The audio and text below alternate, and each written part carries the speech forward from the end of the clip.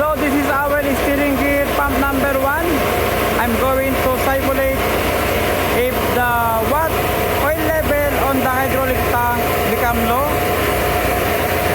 if this motor will be automatically stopped.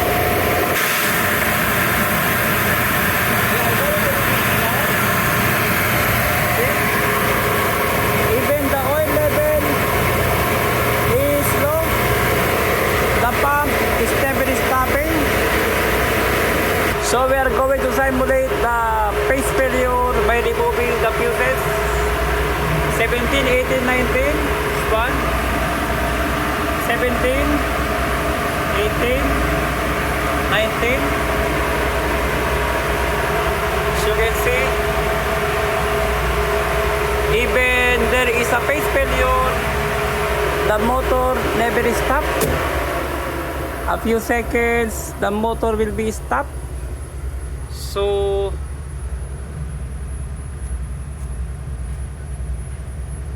we're going to check also this overload. When you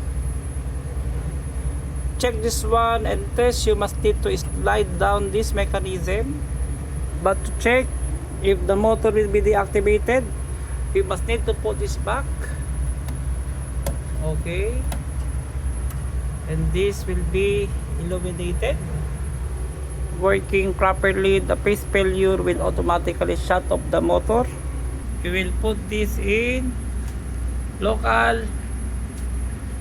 Okay, the motor is started. I'm keeping this oil level open.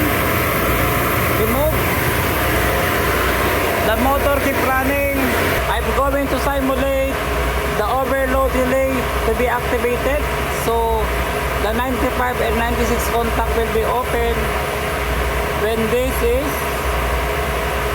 push, but not working. We must need to slide this open.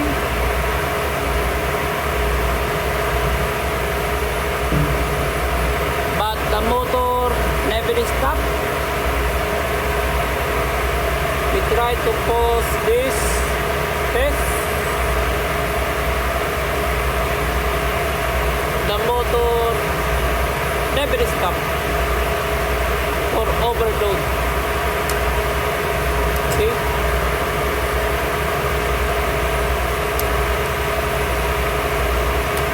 So meaning, even this is in test mode, we must need to remove this physically.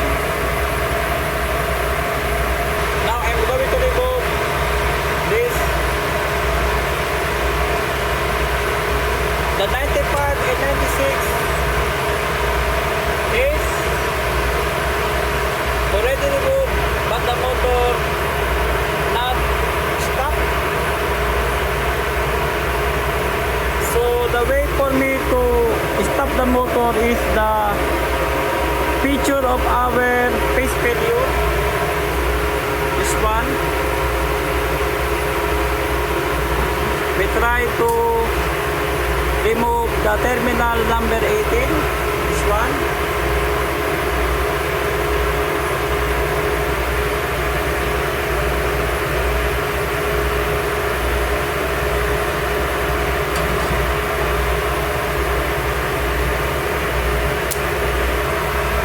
So it is open.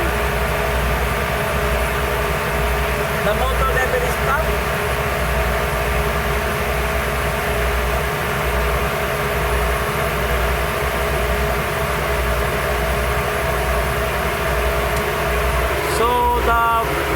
To stop the motor, we must need to remove the 17. Okay, start blinking. 6, 7, 8, 9, 10, 11, 12, 13, 14. The motor keep starting and running.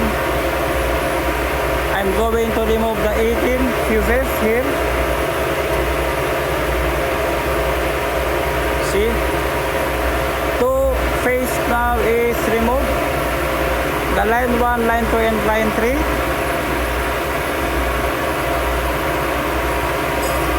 And terminal number 19.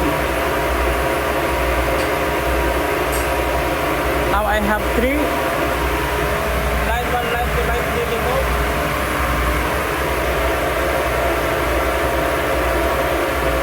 So we can only stop the steering if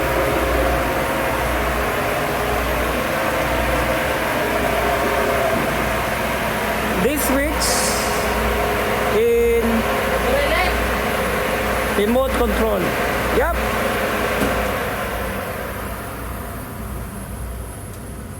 Yun.